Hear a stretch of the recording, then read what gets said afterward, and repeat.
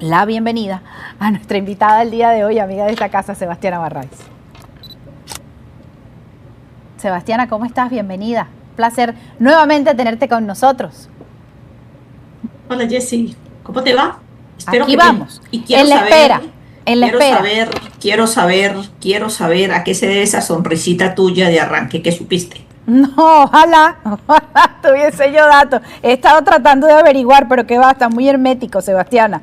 No sé si tú habrás obtenido algún dato, esperando a ver qué va a pasar el día de hoy. Porque yo espero, honestamente, que no sea otra vez un comunicado con grandes calificativos, pero al final poco detalle, ¿no? Pocos hechos, más palabras que hechos. Bueno,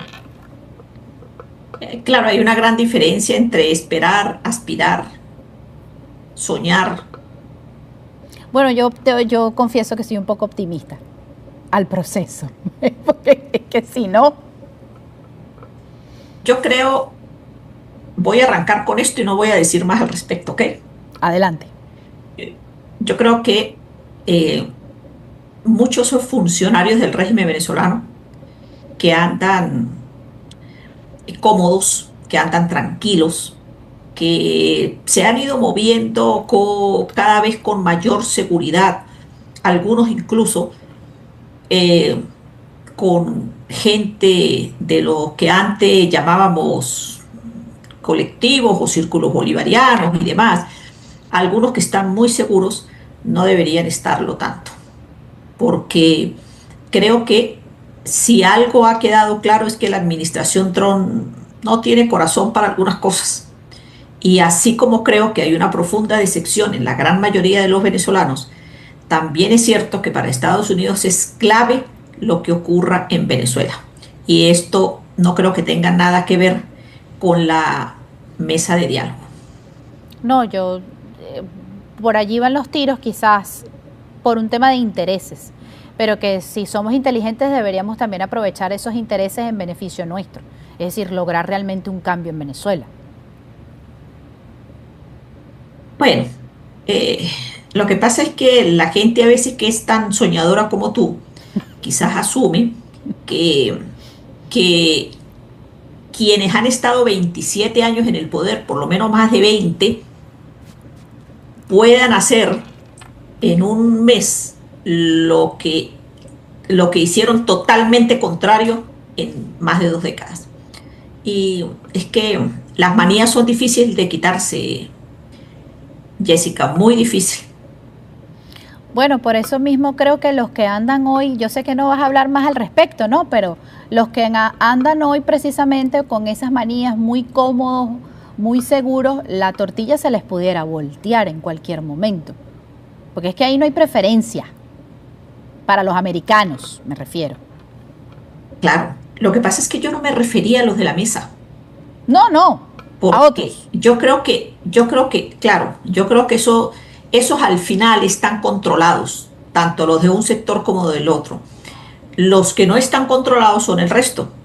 El problema es que para Estados Unidos, como es clave y sobre todo para el señor Donald Trump, dar una demostración de éxito en Venezuela, creo que entre algunas de las cosas que tienen claro es que deben tomar medidas contra esos que no entendieron lo que pasó el 3 de enero, que no entendieron el acuerdo previo que hubo para llegar al 3 de enero, que tampoco entendieron que las negociaciones pues no se pueden hacer, me refiero a negocios, no a las negociaciones de la mesita, que eso es otra cosa, a negocios, a acuerdos económicos relacionados con el narco, con los grupos irregulares, no son tolerables, por lo menos para Estados Unidos, en estas circunstancias, en estas condiciones que tiene Venezuela, que Estados Unidos necesita mostrar un éxito, porque lo que ha tenido hasta ahora Donald Trump, por ejemplo, con el caso de Irán, ha sido un gran fracaso. Así que necesita vender como real éxito lo que ocurre en Venezuela. Y eso, insisto, no tiene que ver con la mesa de negociación. Tiene que ver con una demostración de control del territorio venezolano, y para eso Estados Unidos necesita jugar distinto y no en este marco del diálogo. He dicho, Jessy, que no me pongas a decir más, por favor.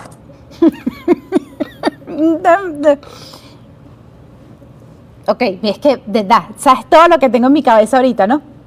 Por preguntar. Ajá, todo lo que tengo en mi cabeza en este momento por preguntar.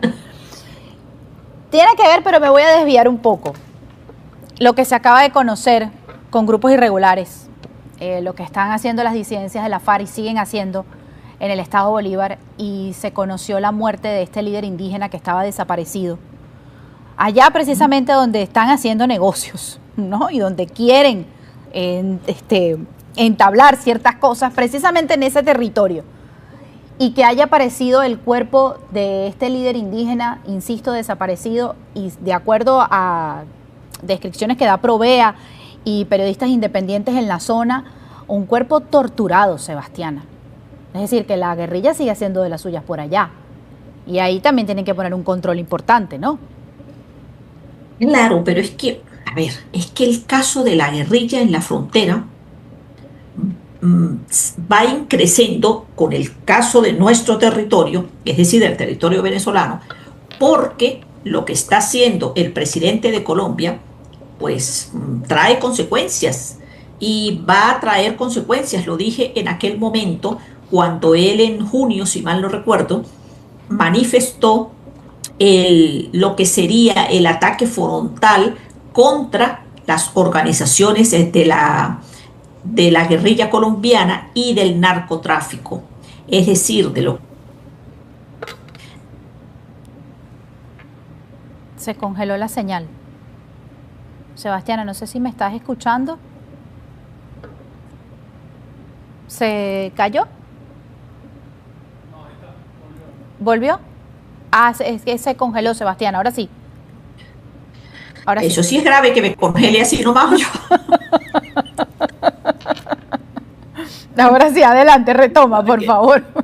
Ok, entonces, ¿qué es lo que ha ocurrido desde que Abelardo de la Espriella le declaró la guerra a los grupos de la guerrilla colombiana, pero también del narcotráfico? Que nuestras fronteras, Jessica, que son fronteras muy permeables, sobre todo después que Hugo Chávez tomó el poder y nuestras fronteras se convirtieron en un colador para las organizaciones guerrilleras específicamente, que hicieron además en nuestro territorio pues vida propia, compraron propiedades, las que no compraron las invadieron, se aprovecharon de la circunstancia vulnerable que arroja la situación crítica que hay desde el punto de vista económico en Venezuela. Captaron a una cantidad de jóvenes e incluso de indígenas para integrarlos a sus organizaciones.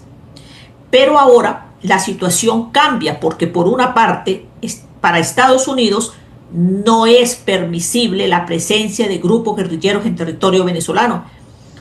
Se acabó la complacencia que tenía Gustavo Petro con esas organizaciones en territorio colombiano.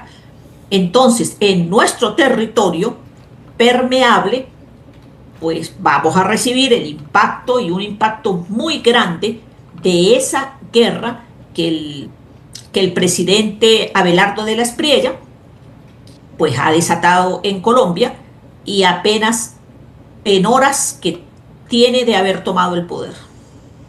¿Y para dónde se irán a meter? Porque en Venezuela están los americanos al final de cuentas. Bueno, pero es que esa es la situación. A ver, Jessica, ¿cómo que para dónde se van a meter? Pues obviamente... No sepa hacia qué lado. ¿Será que se vayan a Brasil? Porque ¿para dónde van a agarrar? No, lo que pasa es que recuerde que la guerrilla no solamente necesita territorio, necesita negocios. Y ahí vamos a entrar en conflicto con ese gran negocio que ha representado para las organizaciones guerrilleras y para los cárteles del narcotráfico las rutas del polvo blanco por territorio venezolano. Y por eso insisto en que para Estados Unidos es un clavo caliente lo que tiene entre las manos, porque no se trata solo del tema político, se trata de la situación de los grupos armados, del uniformados, militares involucrados en el narcotráfico, pero también de dirigentes civiles, dirigentes del chavismo que durante años han mantenido relación con esas organizaciones armadas, especialmente de la guerrilla colombiana. Mira, te lo voy a preguntar sin rodeo. Diosdado está colaborando con Estados Unidos, con la DEA, con la CIA, con el FBI, no sé.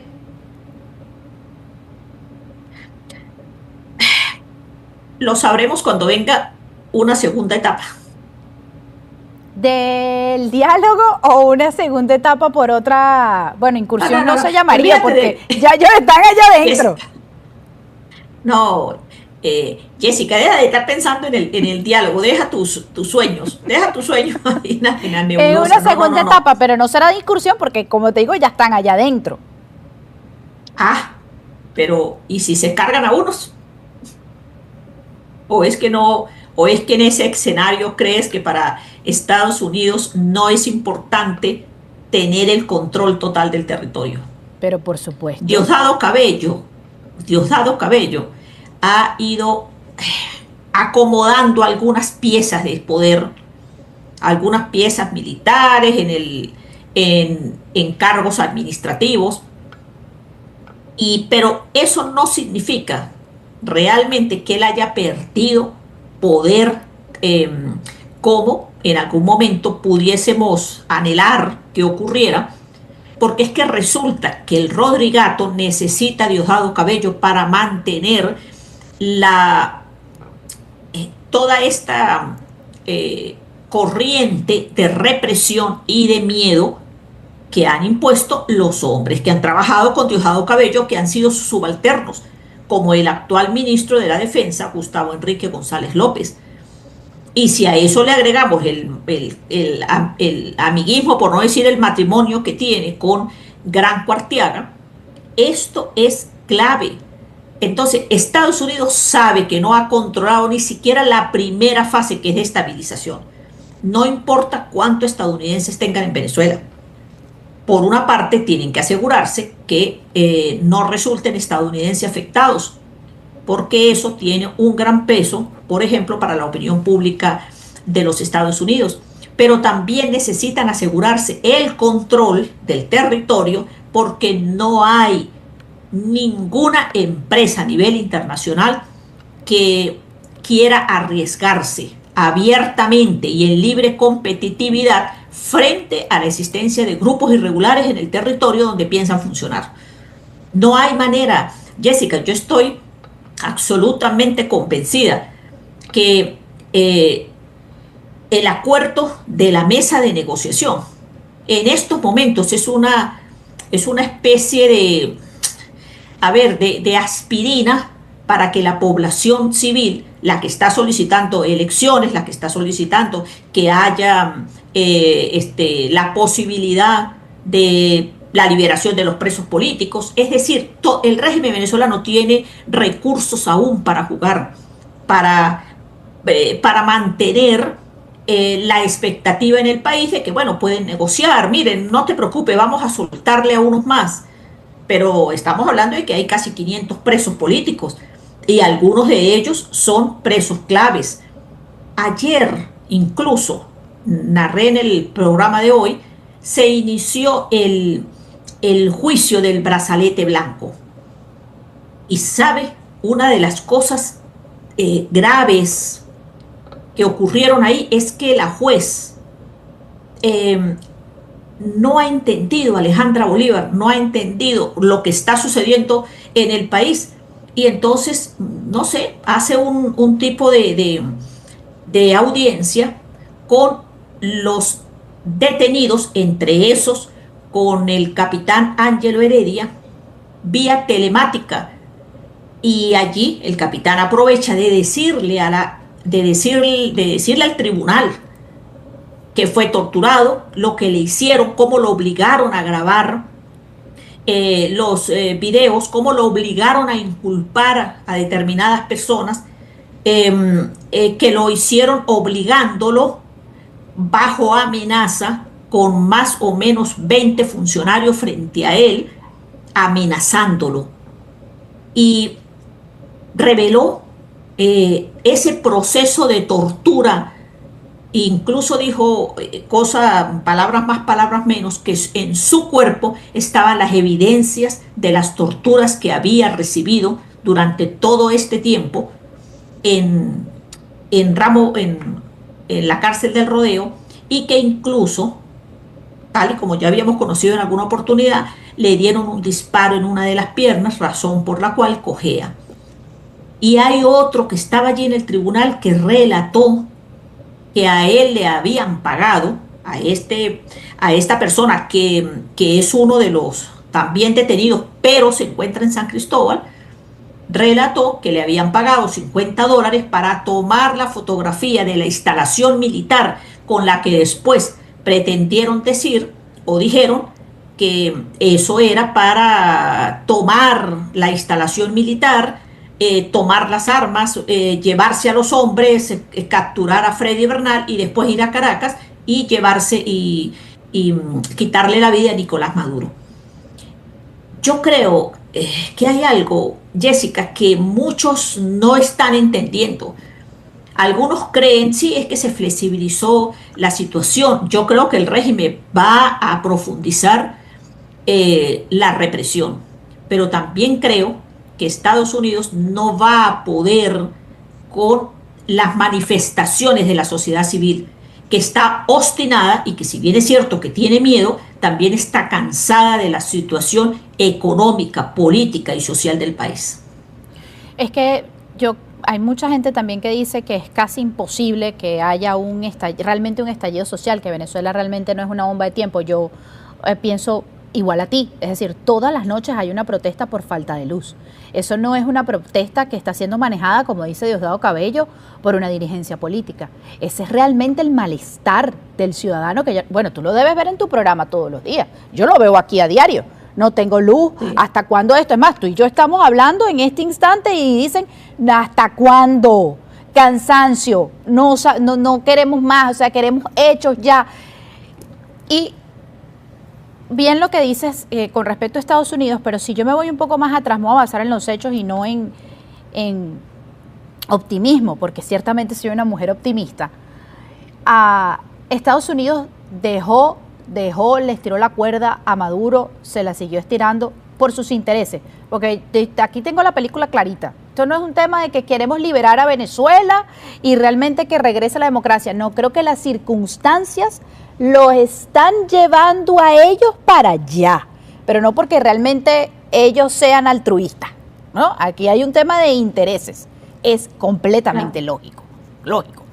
Entonces, los americanos también suelen tener esa particularidad. Te voy soltando la cuerda, te hago creer los estadounidenses, pues yo también soy americana, usted también, o yo, por si acaso. Los estadounidenses, correcto, tienes razón. Somos todos del mismo continente, tienes razón. Los estadounidenses suelen estirar la cuerda y cuando estás confiado, como decimos en criollo, le dan palo cochinero. Eso pudiera estar. Yo de ese palo. Eso fue lo que le di. Ajá, eso fue lo que dije al principio, lo del palo, claro, no dije lo del palo cochinero así, pero de eso se trata, es decir, los Estados Unidos tienen claros sus intereses y además el control del continente. La tranquilidad para ellos es que el continente no se les alborote. ¿Y eso qué implica? Bueno, entre otras cosas, porque es que Venezuela ha resultado ser una mina de oro para los Estados Unidos, no solamente desde el punto de vista económico, también desde el punto de vista geoestratégico. La ubicación privilegiada donde se encuentra Venezuela en la puerta del Caribe, el hecho además de que tenemos una cantidad de beneficios, de privilegios aéreos, terrestres, marítimos. Y bueno, y como Dios es tan grandioso, pues nos regaló oro y nos regaló además petróleo. Eso Estados Unidos no lo va a soltar así nomás. Bueno, ¿y por qué tú crees que nos ha costado tanto sacar a los chinos de Venezuela y a los propios iraníes? Sin hablar de Cuba. Hay algo allá adentro que definitivamente cuando lo conocen, no hay forma ni manera que lo quieran soltar. Ahora le toca a los estadounidenses. Ya se dieron cuenta. Claro, claro. Pero el problema es que los otros no eran tanto imperios como este. Esa es la gran diferencia también. Y estos lo planificaron además. Yo estoy convencida que esto no fue algo que surgió de la noche a la mañana, sino que eso incluso venía planificado desde hacía muchísimo tiempo. Cuidado si eso no viene incluso desde el primer gobierno de Donald Trump, Claro. cuando Delcy Rodríguez se acercó a esa administración. Claro, tú hiciste un resumen de eso. Ella no colaboró incluso con la campaña política. Sí, $500,000 a través de Citgo, dinero del bolsillo de los venezolanos. A la campaña del presidente Trump. Claro, a la primera campaña. A la primera, claro.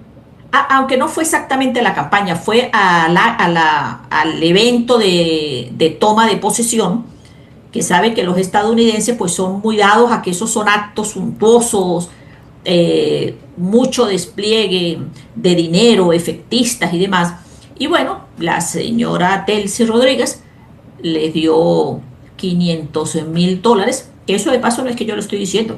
Eso está ahí registrado en los libros y fue informado por medios estadounidenses que demostraron además, porque eso está ahí escrito, pues no es que no es que fue por debajo de la mesa.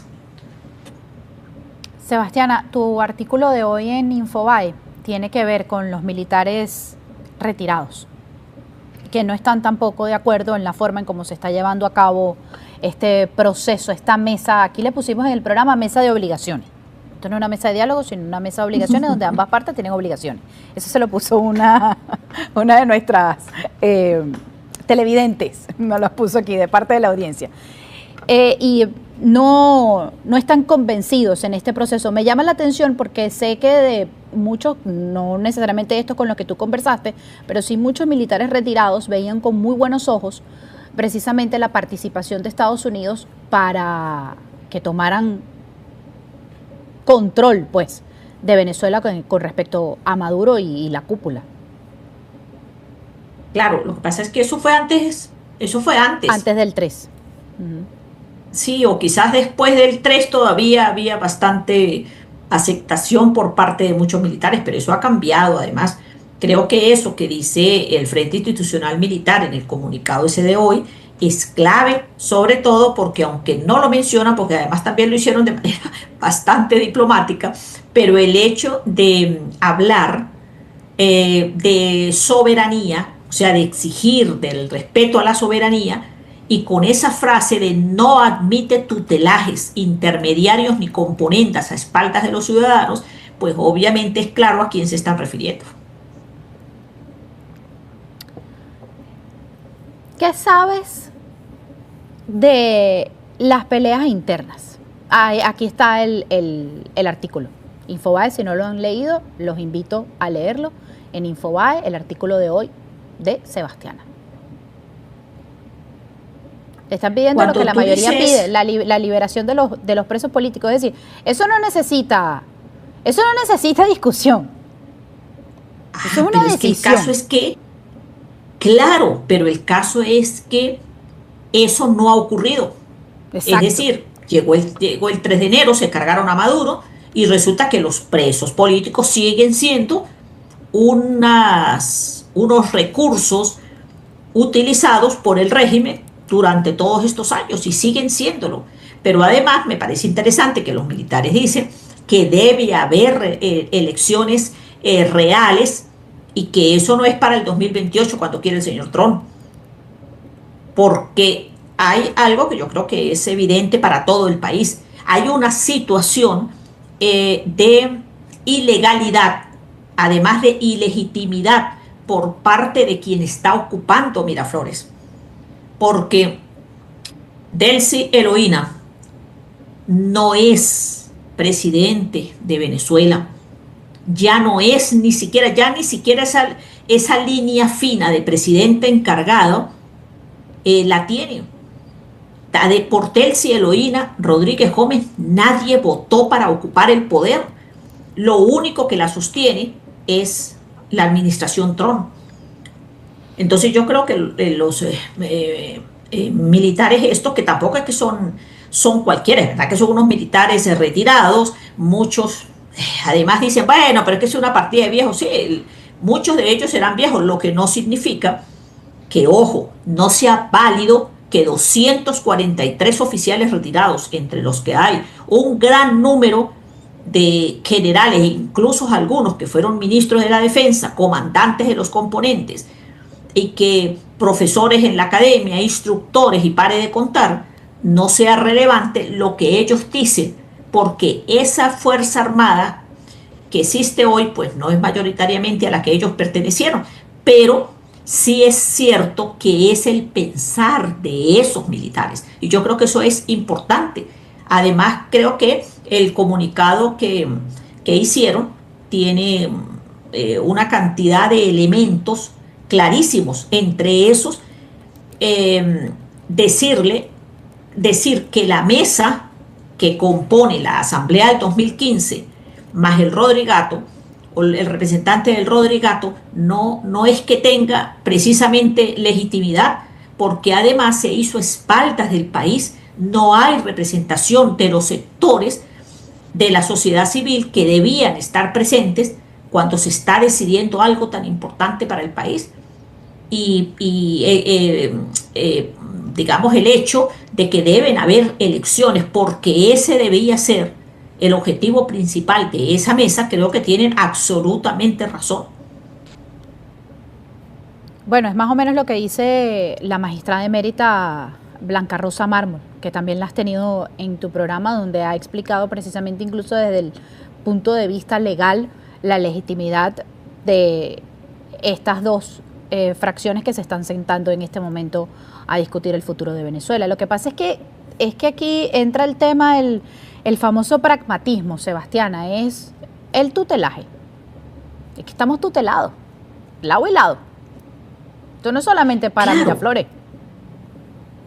Bueno, claro, pero es que las dos mesas son producto del tutelaje. Correcto. Los representantes de la mesa, perdón. Los dos. ¿Quién escogió a Dinora para que se fuera a reunir con Jorge Rodríguez? El Pues Departamento los de Estados Estado. Unidos, eso está clarísimo. Es decir, no es producto de legitimidad ni de legalidad. La Asamblea del 2015, y en eso yo estoy de acuerdo con la doctora Blanca Rosa. Bueno, ¿cómo es eso? ¿Hasta cuándo va a durar la Asamblea del 2015? O sea, ya tiene que 11 años. 11 años la Asamblea del 2015. ¿No? ¿Acaso es que eso puede ser legal y legítimo? No, Venezuela lo que necesita son autoridades legales y legítimas en el poder. Necesitamos que incluso la Asamblea Nacional, el Tribunal Supremo de Justicia, el Fiscal General de la República, el Defensor del Pueblo, tengan legitimidad y legalidad. Y no lo tienen. Nosotros somos así como el país que no tiene, pues que tiene un gran vacío a nivel de autoridad, y eso, pues eso no lo cambia fácilmente cualquier mesita donde los que están sentados ahí tampoco representan a la mayoría de los venezolanos. No, yo creo que Estados Unidos va a tener que hacer lo que no ha querido hacer durante todo este tiempo, que por eso es el argumento de querer dejar precisamente aparte del régimen en ese periodo de una transición, precisamente para que el país no se le alborote. Pero como bien lo estás explicando, creo que se están dando cuenta que tienen que meter más botas para poderlos controlar a ellos, porque los vacilan. Pasa que lo tienen que vivir. No es lo mismo que te echen el cuento. Sí, lo que pasa es que ¿tú crees que Estados Unidos tiene realmente interés en resolver alguno de esos problemas claves para los venezolanos? Es que es un tema de intereses, vuelvo y repito, los intereses de ellos no se les están dando por ese problema de los venezolanos. Exactamente. Eso, con problema eso es que no contaban, ellos no contaban con eso. Ellos pensaban que eso no iba a pasar. Claro que el presidente Trump iba a decir, no, aquí vayan a invertir, que yo garantizo que no les va a pasar nada. Y claro, ellos contaron con que sí, claro, Mr. Trump, nosotros lo haremos. Ajá, no, y le echaron 2 pasos para atrás. No, eso no es así, presidente. Porque aquí sí hay libertades, es diferente. Claro, y además porque es evidente, quienes tienen también solo intereses económicos, como son las grandes empresas, por ejemplo las petroleras, no es que se quieran arriesgar a invertir en un país que no tiene garantías ni siquiera de seguridad. Mira, eso que ocurrió con el caso del líder indígena, Ujú. eh, trae ruido, pero sabe, Jessica, en la frontera venezolana, todos los días yo creo que hay una persona muerta o desaparecida, ¿sabe? Y la presencia de los grupos irregulares sigue estando ahí y están presentes y los intereses de esas organizaciones van a chocar con los intereses de Estados Unidos. Entonces es obvio que Estados Unidos tiene que ver cómo resuelve ese problema o en su efecto dejar que seamos los venezolanos quienes los resolvamos, que es lo que no quieren, porque ellos quieren asumir el tutelaje y como dice el señor Trump, ahora resulta que el botín de guerra se la lleva el ganador porque él asume que fue el que ganó. O sea, el haber planificado una estrategia que se cargó a Nicolás Maduro, claro, le sirvió a él, pero el problema es que aquí los venezolanos no hemos ganado. Yo creo que por eso es que no hay que ser tan optimista a veces como tú, muy alegre, se llevaron a Maduro y todos estábamos felices y ahora nos dejó al grupo peor, al peor de la camarilla, al Rodrigato, lo dejó ahí en el poder. ¿Con quién se sostiene? El Rodrigato se sostiene por la fuerza de los Estados Unidos. Pero mire que, mire que yo creo, y me voy a arriesgar a decir esto, yo creo que Estados Unidos está muy mal informado de lo que realmente ocurre en Venezuela. ¿Sabes que esto fue por informaciones extraoficiales que uno obtiene?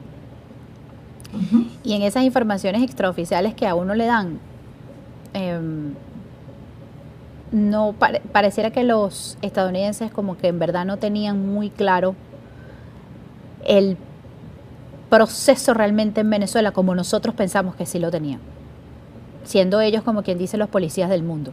Y uno asumió durante mucho tiempo es que ellos tienen la película muy clara. Y en esas reuniones extraoficiales de las que a uno poca información van bajando, no pareciera tenerla tan clara como la tenemos nosotros. Como que hay todavía que explicarle algunas cosas. Claro, pero sabe que ellos tenían la película clara y la tienen en los intereses. Uh-huh. Es decir, lo que ellos vieron, según sus intereses, tenían la película clara. Sobre todo porque tenían a quien traicionar a Maduro, quien pudiera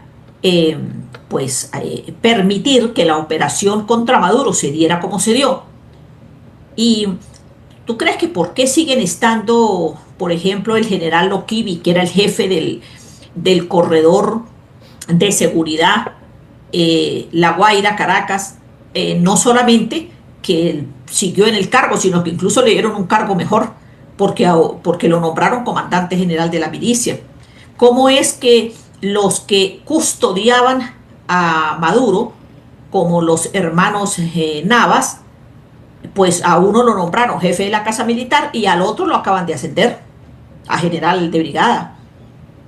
¿Cómo es que el que era el edecán más fiel que tenía Maduro, ahora sigue estando ahí tranquilamente como si nada hubiese pasado?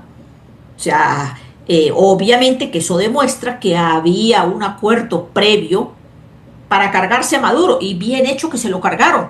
El problema es que ese acuerdo, es evidente en ese acuerdo que estaban los Rodríguez. No había manera de que esa operación se hubiese dado de la manera como se dio y que los afectados finalmente fuese un grupo en el escalón, digamos, en el escalón más bajo de la pirámide de la Fuerza Armada. Todos los demás de ahí para arriba, incluyendo generales, coroneles, todos esos están campantes y sonantes, y los que no están en los cargos o no los ascendieron, pues pasaron a retiro porque les correspondía pasar, y les dieron una buena suma de dinero como despedida. Llega, Diosdado, por cierto, te nombró, le dolió muchísimo tu artículo sobre el tema de los retiros militares y los ascensos. Porque te sacó el miércoles pasado. Sí, claro, ¿cómo no? Sí, claro. Ay, tiempo que tienes tú. Mira, yo vi una nota en el Telegram del Mazo, porque yo sigo el Telegram del Mazo, ya ¿sabes? Ves, yo no. Para que sepas. Ahí va a salir ahorita, claro. Sí, en estos días me dio mucha risa porque yo le digo, me acaba de escribir Diosdado, porque me llegó un mensaje de esos de Telegram con el nombre. Pero, ¿qué pasa? ¿Qué dice? No, es que resulta que eso es normal, que los militares pasen a retiro. Y que los dieron a retiro, no ese que los dieron de baja. No, no, no, no, no. Eso era lo normal que pasaba antes en la Fuerza Armada. Esa perversión la incluyó Hugo Chávez. Y parte de esa perversión es que Nicolás Maduro, a quien ascendió a Diosdado Cabello a capitán, a que ese grado militar que no le corresponde, Nicolás Maduro, ¿por qué lo ascendió a capitán? Bueno, le regaló el ascenso, así como le regalaron los soles a Arias Cárdenas, por ejemplo, a 12 ministros militares de esos del 4 de febrero, así como el hermano de Diosdado Cabello se uniforma como si fuera un militar activo, y Diosdado Cabello también lo hace. Bueno, porque esa fue la perversión que se creó en la Fuerza Armada. ¿Qué era lo que esperaba Diosdado Cabello? Pues que le dejaran unos militares activos de esos que tenían que pasar al retiro. Lo que pasa es que creo que algunas jugadas que está haciendo González López han sido astutas, porque también recordemos que González López fue uno de los subalternos al más bajo nivel de Diosdado Cabello, pero al más bajo nivel además. Ese era así como que incondicional, zamarro y demás, pero era incondicional. Ese no tenía ni margen de maniobra.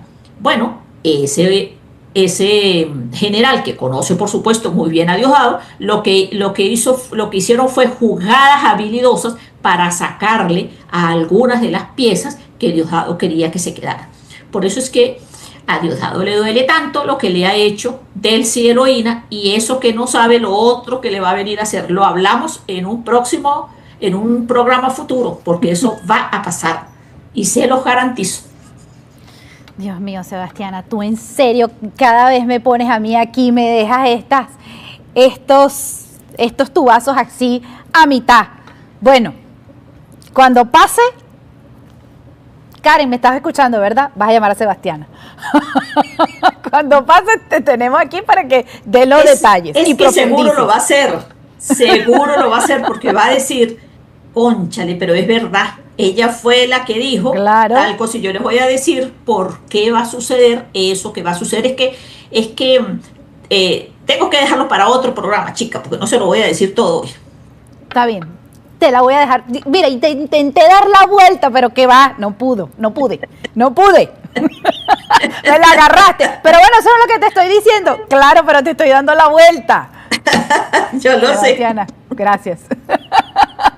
Gracias a ti y a tu audiencia, Jessica. Como un abrazo. siempre, igual.